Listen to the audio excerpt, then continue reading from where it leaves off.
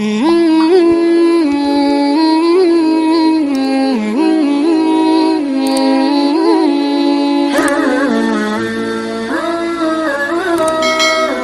سے نہیں پوچھے گا جس قوم کی بچیاں لوجوں میں غربت کی وجہ سے بیچی جا رہی ہو، اس قوم کے جوان اگر ہزاروں روپے حقے کی نظر کر دے تو کیا ان سے پوچھا نہیں جائے؟ جس قوم کی بیٹیاں سگنلوں پہ بھیک مانگ رہی ہو، کیا اس قوم سے سوال نہیں ہوگا کہ انہوں نے حقے کے نام پہ ہزاروں روپے خرچ کر دیے تھے؟ کس بلا کی میں سے ہے سرشار ہم، دن ڈھلا ہوتے نہیں ہوشیار ہم، مٹنے والی قوموں کا طریقہ وہی ہوتا ہے جو ہم کر رہے ہیں۔ اقبال نے ایک صدی پہلے کہا تھا، نہ سنبھلو گے تو مٹ جاؤ گے ہندی مسلمانوں، تمہاری داستان تک بھی نہ ہوگی داستان ہوگی۔ حقے کو گناہ نہیں سمجھا جا رہا ہے، میں کوئی فتویٰ دینے نہیں آیا، لیکن اس اعتبار سے کہ اپنے ہزاروں روپے آپ آگ میں جلا رہے ہو، اور یاد رکھنا یہ حقہ ہی ہے جو آپ کو سگریٹ کا عادی بنائے گا، کیونکہ آپ حقہ لے کر کے ہر جگہ تو جا نہیں سکتے نا، تو بعد میں سگریٹ پینے کے عادی بن رہے جوان، اور پھر سگریٹ جو کر رہی ہے پھیپڑوں کو خراب کر رہی ہے، دل کو خراب کر رہی ہے، دماغ کو معوف کر رہی ہے، ہو کیا گیا ہے؟ اور پوری پوری رات ڈھابے پر گزر رہی ہے۔ جو رات پوری ڈھابے پہ گزار کے صبح گھر پہنچے گا وہ ڈیوٹی پہ کب جائے گا؟ وہ تجارت کے لیے کب جائے گا؟ وہ کمائی کے لیے کب جائے گا؟ ہوٹل میں کھانا کھانے کی ضرورت تھی، کھانا کھائے نکل گئے، ضرورت پوری ہو گئی تو نکل جاؤ، کیوں گپ شپ کرتے ہو؟ ارے مسجد میں جب ضرورت پوری ہو جائے تو قرآن کہتا ہے فَإِذَا قُضِيَتِ الصَّلَاةُ فَانْتَشِرُوا، نماز پڑھ لیے تو باہر نکلو۔ اگرچہ یہ صیغہ امر نہیں ہے، حکم نہیں ہے، لیکن اباحت کے لیے تو ہے نا کہ نکلو اور کیا کرو؟ اللہ کا فضل تلاش کرو، یعنی اپنے کاروبار میں لگ جاؤ۔ کہیں ایسا نہیں مسجد میں جمعہ کے دن کہا جا رہا ہے کہ نکلو مسجد سے اور اللہ کا فضل تلاش کرو، جب وہاں ضرورت پوری ہونے کے بعد مسجد سے نکلنے کو جائز قرار دے دیا گیا، حالانکہ یہودیوں کے یہاں پورا سنیچر کا دن کاروبار بند کرنے کا حکم ہے، یہ عیسائیوں کے یہاں پورا اتوار کے دن کاروبار بند کرنے کا حکم ہے، اور ہمارے یہاں جمعۃ المبارکہ عید کا دن سب سے زیادہ مبارک دن ہے، لیکن یہ نہیں کہا گیا کہ جمعہ کے دن کاروبار بند کرو، ہمیں کسی دن کاروبار بند کرنے کا حکم نہیں ہے، بلکہ فرمایا اللہ اکبر اذا نودی للصلاۃ من یوم الجمعہ فسعوا الی ذکر اللہ وذروا البیع، اذان سے پہلے کاروبار کر سکتے ہو، مگر اذان سنو تو کاروبار بند کر کے اللہ کے ذکر کے لیے دوڑ پڑو، اللہ کی عبادت کے لیے دوڑ پڑو۔ تو چونکہ بند کرنے کا حکم دیا تھا کہ اذان سنو تو کاروبار بند کر دو، تو کسی کو یہ غلط فہمی نہ ہو جائے اب اذان کے بعد کاروبار کر نہیں سکتے، تو اباحت کے لیے کہہ دیا گیا فَإِذَا قُضِيَتِ الصَّلَاةُ فَانْتَشِرُوا وَابْتَغُوا مِنْ فَضْلِ اللَّهِ، اور دوڑو، وَابْتَغُوا، پھیل جاؤ زمین پہ، نکل جاؤ زمین پہ اللہ کا فضل تلاش کرنے کے لیے۔ کیوں؟ اس لیے کہ غربت انسان کو کبھی کبھی کفر تک پہنچاتی ہے۔ آج کل کے نوجوان لڑکے راتوں کو نکڑوں پہ، ہوٹلوں پہ، ڈھابے پہ، گناہوں کے اڈوں پہ گزارتے ہیں اور دن بھر سوتے پڑے رہتے ہیں۔ نتیجہ کیا ہو رہا ہے کہ بہن دوسروں کے گھر میں برتن دھلنے جا رہی ہے، بہن دوسروں کے گھر میں کپڑے دھلنے جا رہی ہے۔ مجھے بتاؤ قرون اولا کے اندر اگر غربت نے کبھی دستک دروازے پر دی ہے تو عورتوں نے جو کام کیا ہے گھر میں بیٹھ کر کے کیا ہے۔ ہمارے سیاستدان اورنگزیب عالمگیر جیسے تھے جو 11 مہینے تک اکھنڈ بھارت پر حکومت کرتا تھا، اور رمضان شریف کا چاند نظر آتا تھا تو اکھنڈ بھارت کا بادشاہ دلی کی مسجد میں لوگوں کو تراویح پڑھانے کے لیے کھڑا ہو جاتا تھا۔ یہ ہمارے سنہری دن تھے، یہ ہماری تاریخ تھی۔ مسلمانوں کو ہو کیا گیا ہے؟ راتوں راتیں ضائع کر رہے ہو، دن ضائع کر رہے ہو، وقت ضائع کر۔ لوگ کہتے ہیں مولانا پڑھنے کے لیے وقت نہیں ملتا۔ میں آپ سے ایک بات کہتا ہوں، اگر 1 گھنٹہ آپ کسی کتاب کا مطالعے کے لیے نکالے، 1 گھنٹہ سے 1 گھنٹہ کہہ رہا ہوں اس لیے 1 گھنٹہ کسی کتاب کے مطالعے کے لیے نکالے، 10 صفحات روزانہ پڑھے، 10 صفحات. ایک سال میں کتنا پڑھ لو گے پتا ہے؟ 7,500 صفحات پڑھ سکتے ہو ایک سال میں. روزانہ 1 گھنٹہ ایک کتاب پڑھے ہو 10 صفحات. سال گزرے گا تو کتنی کتاب کتنے صفحات کا علم آپ کے سینے میں ہو جائے گا؟ 7,500 صفحات. اگر 1 گھنٹہ صحیح استعمال کیا تو 7,500 صفحات کے علوم کے آپ عالم بن گئے. اگر اور وقت کا صحیح استعمال کرو گے تو کیا نہ ملے گا؟ کیا نہیں مل سکتا؟ بہرحال اپنی گفتگو سمیٹتے ہوئے عرض کروں، ہمیں احساس کرنا ہوگا زندگی تیزی سے گزر رہی ہے، وقت جا رہا ہے، اور انسان کو پچھتاوا سب سے زیادہ کب ہوتا ہے پتہ ہے؟ جب اس کو موت آتی، وہ مر رہا ہوتا ہے نا، اس کو احساس ہوتا ہے میں نے اپنی قیمتی جان گوا دی، زندگی گوا دی. اور جوانوں کو تو احساس ابھی نہیں ہے. جس وقت ان کی جوانی ڈھلے گی، بڑھاپا آئے گا، تب ان کو احساس ہوگا کہ ہم نے جوانی کہاں گزار دی. کہا جاتا ہے کہ ایک بوڑھا جس کی کمر بڑھاپے کی وجہ سے جھک گئی تھی، وہ لکڑی ٹیکتے ہوئے کہیں جا رہا تھا. ایک جوان کو مستی سوجی. اس جوان نے پوچھا بابا کیا ڈھونڈ رہے ہو؟ حالانکہ اس کو پتا تھا کہ کچھ ڈھونڈ نہیں رہے، ان کی کمر بڑھاپے کی وجہ سے جھک گئی، لکڑی ہاتھ میں جھک گئی ہے کمر. تو پوچھا بابا کیا ڈھونڈ رہے ہو؟ وہ بوڑھا بڑا دانشمند تھا. اس نے سوچا جب موقع ہی ملا ہے تو کوئی نصیحت کر دوں، اس لیے کہ وہ تو چڑھا رہا تھا. لیکن یاد رکھنا ظرف کی بات ہے. نوجوان چڑھا رہا تھا، بوڑھا چاہ رہا تھا نصیحت کرنا. بالکل ایسے ہی جیسے بچے درخت پہ پتھر مارتے ہیں، لیکن درخت جو پھل والا درخت ہوتا ہے وہ پتھر مارنے والوں کو پتھر نہیں لوٹاتا، بلکہ وہ پتھر مارنے والوں کو پھل عطا کرتا. یہ پھلدار درختوں کی پہچان ہے کہ پتھر کے مقابلے میں پتھر نہیں بھیجے جاتے، پتھر کے مقابلے میں پھل دیے جاتے. تو بوڑھے کا مذاق اڑا رہا ہے، بابا کیا ڈھونڈ رہے ہو؟ بوڑھے نے کیا کہا؟ بیٹا میں اپنی کھوئی ہوئی جوانی تلاش کر رہا ہوں، میں اپنی کھوئی ہوئی جوان. جس دن بڑھاپے کی وجہ سے تمہارے گھٹنے کام نہیں کریں گے، جس دن تمہارے خوبصورت چہروں پہ جھریاں پڑ جائے گی، جس دن تمہیں کھانسی اتنی، اللہ نہ کرے کسی کو ہے لیکن یہ بڑھاپے کے حالات ہیں، جس دن کھانسی اتنی ہوگی کہ رکے گی نہیں، جس دن سانس پھول رہی ہوگی، جس دن چند قدم چلنے کے لیے بھی لاٹھی کی ضرورت ہوگی یا کسی بیٹے اور پوتے کے کندھے کی ضرورت ہوگی، اس وقت احساس کرو گے کہ میں نے اپنی زندگی کا قیمتی سرمایہ کہاں گوا دیا. بس 2 باتیں کر کے میں اپنی گفتگو مکمل کر لینا چاہتا ہوں. دھیان سے سننا میری قوم کے جوانوں، اللہ نے جوانی دی ہے، اس کو ضائع مت کرو. ایک ایک لمحے کا صحیح استعمال کرو. اس لیے کہ جو جوانی میں عبادت کرتا ہے بڑھاپے میں نہیں کر پاتا اتنی عبادت، تو اللہ فرشتوں سے کہتا ہے فرشتوں اس کو بوڑھا میں نے کیا ہے نا، اس کی طاقت میں نے واپس لی ہے نا، اب یہ جوانی میں جتنی عبادت کرتا تھا بڑھاپے کی وجہ سے کر نہیں پا رہا ہے، مگر اس کو وہی ثواب دیا جائے جو اس کی جوانی میں اس کو دیا جاتا تھا.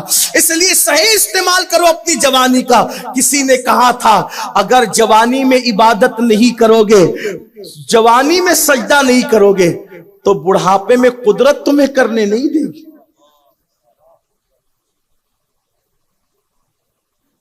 آپ کو ایک بات عرض کروں، میں تو وہ جو 2 باتیں ایک رکی ہوئی تھی وہ اور ایک آخری بات کہنے جاتا، لیکن بات عرض کروں، آپ اللہ کے لیے کیا دینا چاہتے ہیں؟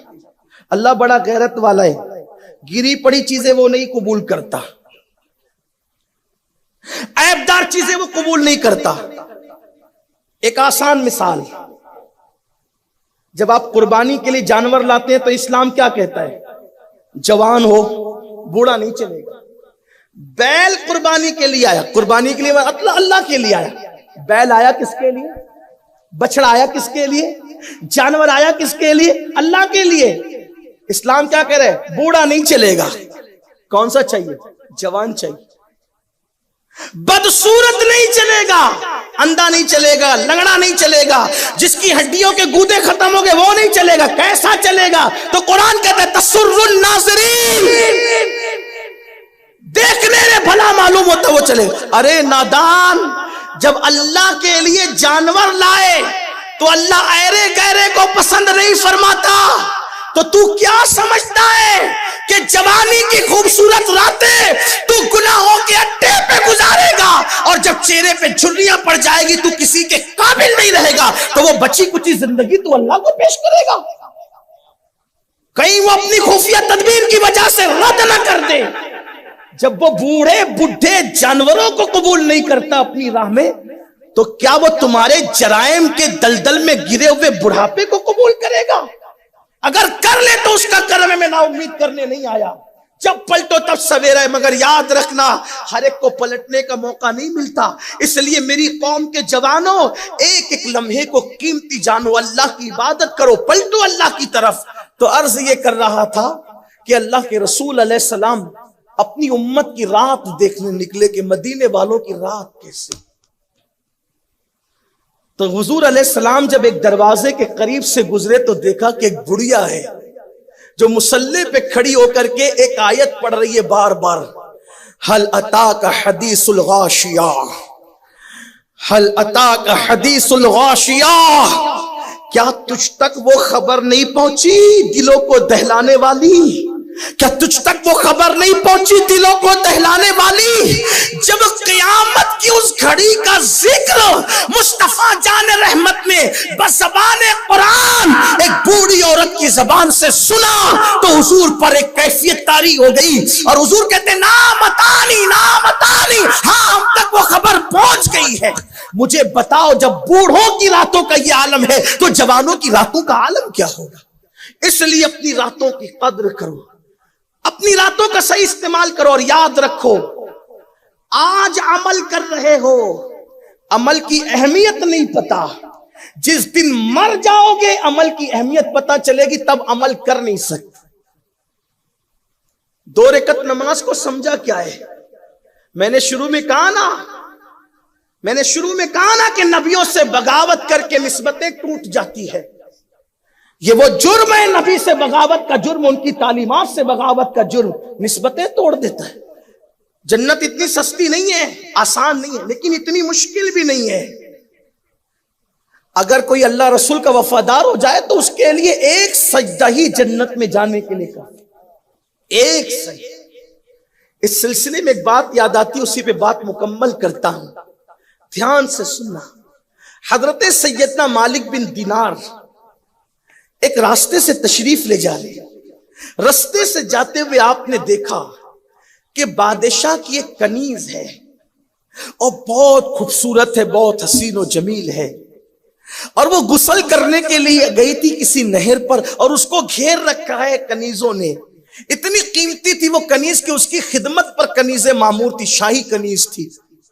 تو چونکہ اللہ والے جو ہوتے ہیں نا، وہ انسان کو اس کی حیثیت دکھانا چاہتے ہیں تاکہ انسان گھمنڈ سے نکلے۔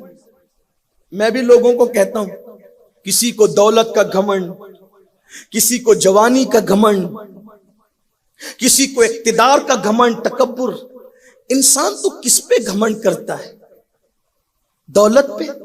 فرعون کا انجام دیکھ، شداد کا انجام دیکھ، اپنے اچھے مکانات پہ تو گھمنڈ کر رہا ہے، دیکھ لے نمرود کا انجام کہاں ہو؟ تکبر زیب نہیں دیتا۔ اللہ تعالیٰ فرماتا ہے انسان تو اپنی پیدائش پہ غور کر، بنایا دست قدرت سے، لیکن کیسے بنایا؟ تو قرآن کہتا ہے مما ان دافق، اچھلتے ہوئے پانی سے، جس کو دوسرے مقام پہ قرآن کہتا ہے من نطفہ، اور اس کے ناپاک ہونے میں کیا کلام ہے کسی کو؟ اس کے ناپاک ہونے میں کیا کلام ہے؟ ایسا ناپاک کہ اپنے مقام سے ہٹ جائے تو غسل فرض کر دے۔ ٹھیک، کبھی اس کو دیکھنا تو صحیح، اس ایک قطرے کو آج سائنس کے ذریعے سے، سائنس ترقی کر چکی ہے تو عدسوں سے دیکھنا آسان ہو گیا، کبھی اس کو دیکھو،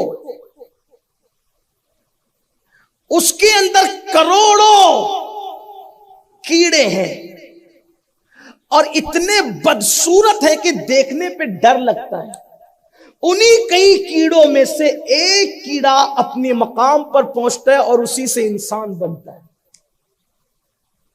گھمنڈ کرنے والے انسان تو اتنے بدصورت کیڑے سے پیدا ہوا، ایک قطرے میں لاکھوں کروڑوں تھے اور اس سے تو پیدا ہوا، وہ اپنی منزل پر پہنچ گیا، تو کس پہ گھمنڈ کر رہا ہے؟ اب تیری خوبی کیا ہے؟ اگر تو اللہ کو راضی کر لے تو فرشتوں سے بہتر ہو گیا، اور اگر تو اللہ کو راضی نہ کر سکا تو کتے تجھ پہ بازی لے گئے۔ بس بات اتنی ہے، خدا کو منا لیا تو گویا کہ فرشتوں سے بہتر ہے، اور اس کو نہ منا سکا تو بابا بلے شاہ کہتے اٹھ بلیا چل یار منا لے، ورنہ بازی لے گئے کتے، پھر کتے تجھ سے بہتر ہے۔ یہی تو ہے، کس پہ گھمنڈ کر رہے ہو؟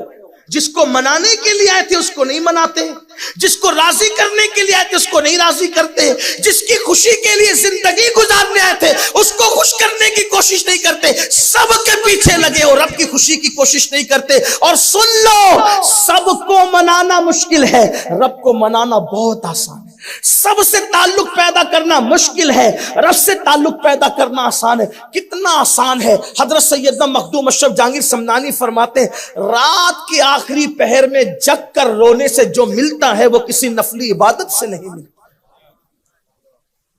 حضرت سیدنا مالک بن دینار، انہوں نے خوبصورت اس لڑکی کو دیکھا، دیکھ کے فرمایا، اے لڑکی کون ہے تو؟ اس نے اپنی گردن کو جھرجھری دی اور کہا کہ آپ مجھے نہیں پہچانتے، میں بادشاہ کی کنیز ہوں۔ اچھا، تو تیرا بادشاہ تجھے بیچے گا؟ اسی سے پوچھ لو، ملکیت اسی کی ہوں، اسی سے پوچھ لو۔ مالک بن دینار بادشاہ کے گھر تک گئے، اس کے محل تک گئے، کہ یہ کنیز تمہاری؟ کہا ہاں ہماری ہے۔ بیچو گے؟ بادشاہ جانتا تھا مالک بن دینار کو، کہا بابا خریدو گے؟ کہا ہاں خریدنے آئے، بیچو گے؟ کتنے میں لوگ؟ کہا تم کو تمہاری امانت ہے، تمہاری چیز ہے، کتنے میں بیچو گے؟ کہا نہیں نہیں حضرت آپ خریدنے آئے تو پھر سودا تو آپ ہی کریں گے نا، بولیے کتنے میں لوگے؟ حضرت مالک بن دینار نے فرمایا، بیٹا 2 کھجور دیتا ہوں، سوکھی کھجور چھوارے، 2 چھوارے دیتا ہوں، اسی پہ بیچ دے اس کو، اسی پہ بیچ دے اس کو۔ مالک بن دینار نے جب یہ کہا نا 2 سوکھے چھوارے پر، 2 سوکھے چھوارے پر، 2 سوکھی کھجور پر اس کنیز کو میرے ہاتھوں بیچ دے، زور سے ہنسا، کہا حضرت اتنی خوبصورت کنیز 2 چھوارے پر؟ آپ کو ہو کیا گیا ہے؟ فرمایا بیٹا میں نے بہت مہنگی مانگ لیا، کیونکہ اس میں عیب ہے، عیب۔ اب دیکھو حسن والوں میں عیب کیا ہے، مالک بن دینار بیان کر، لوگ جو پیچھے پڑے ہیں نا، حسن لافانی کو چھوڑ کر فانی ہونے والے حسن کی طرف یہ اللہ والا بتا رہا ہے، سفید چمڑی کے پجاریوں کو بتا رہا ہے یہ اللہ والا اصل حسن کیا ہے، حقائق کیا ہے۔ فرمایا میں نے بہت مہنگی مانگ لیا اس کو، یہ اتنی مہنگی نہیں ہے، اس میں تو عیب ہے، عیب۔ کہ کیا عیب ہے؟ فرمایا نمبر 1، یہ غسل نہیں کرے گی تو اتنا پسینہ نکلے کہ آدمی اس کے قریب نہ جائے، بدبو آئے گی۔ دوسرا عیب، یہ اگر مسواک نہ کرے تو منہ سے اتنی بدبو آئے گی کوئی اس سے کلام نہ کر سکے۔ تیسرا عیب، اگر یہ مر گئی تو تجھے صدمہ دے جائے گی، اور اگر تو مر گیا تو یہ کسی اور کی ہو جائے گی، اس میں وفا نہیں ہے، بے وفائی ہے۔ ہنسا زور سے بادشاہ، کہتا ہے حضرت کوئی ایسی کنیز بھی ہے جس میں یہ 3 عیب نہ ہو؟ فرمایا ہاں وہ میرے پاس، وہ میرے پاس ہے۔ کہا وہ کون سی کنیز ہے؟ کہا اس کو غسل کی ضرورت بھی نہیں پڑتی، جتنا نہیں نہائے اتنا مہکتی جائے، اسے مسواک کی کوئی حاجت نہیں، اس کے منہ سے مشک کی خوشبو آتی ہے، اور اس میں یہ جو تیسرا ہے تیری کنیز میں اس میں نہیں ہے، یعنی وہ خود بھی نہیں مرے گی اور جس کو مل جائے وہ بھی نہیں مرے گا۔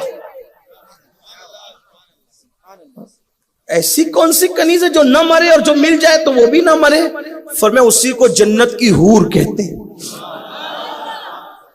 اور وہ مومن کی کنیز ہے، اسی کو جنت کی حور کہتے ہیں۔ وہ کہا حضرت اس کی قیمت کیا ہے؟ اب میرے جوانوں دھیان سے سن، کیا پوچھا؟ اس کی قیمت کیا ہے؟ فرمایا بہت سستی ہے بیٹا وہ۔ کہا کیا؟ کہا جب لوگ سو جایا کریں، رات کو لوگ سو جایا کریں، اس وقت کوئی اٹھے اور اٹھ کر اچھی طرح سے وضو کرے اور صرف 2 رکعت نماز اللہ کے لیے پڑھے اور اپنے گناہوں کو یاد کر کے 2 آنسو بہا لے، اس حور کا یہی مہر ہے۔ یہی اس کی قیمت ہے۔ آپ مجھے بتائیں جب 2 رکعت پڑھنے پہ وہ حور ملے گی تو جہاں حور ہوگی وہیں تو تمہیں بھی پہنچایا جائے گا۔ تو 2 رکعت کسی کے جنتی بننے کے لیے کافی ہے، لیکن کوئی کر کے تو دیکھے۔ ہمارے پاس اس کے لیے ٹائم نہیں ہے۔ آؤ اپنی زندگی کا صحیح استعمال سیکھو، آؤ اپنے وقت کا صحیح استعمال سیکھو۔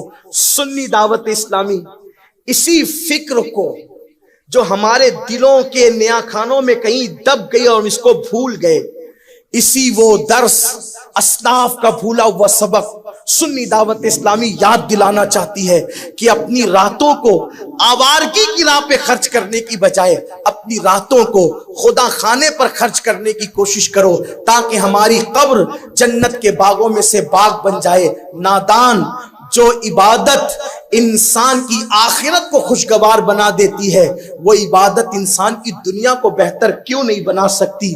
آئیے جس مقصد کے لیے پیدا ہوئے تھے اس مقصد کی طرف چلیں اور بھٹکے ہوئے آہو کو سوئے حرم لے چلنے کی کوشش کریں۔